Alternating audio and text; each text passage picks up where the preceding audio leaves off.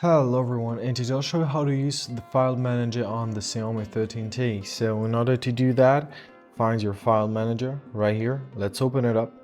So here you'll see all your images, videos, documents, music, application, downloads, etc. So there are also some decent options for the files, alright?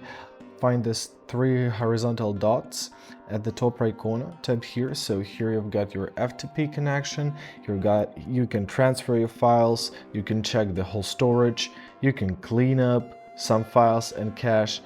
Also press settings for some additional settings, for example, for hidden files, privacy policy, etc.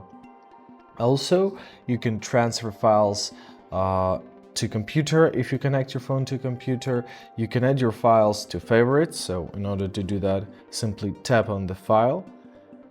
In this pop-up menu, find this three dots, press here. Now press add favorite, and they're added to favorite, so you can easily find them if you need to. Also, you can add your files to private, so in order to do that, simply give your file a hold, find this more button, press make private. You can transfer your files between folders, press move, and you can readjust it. And basically that's it.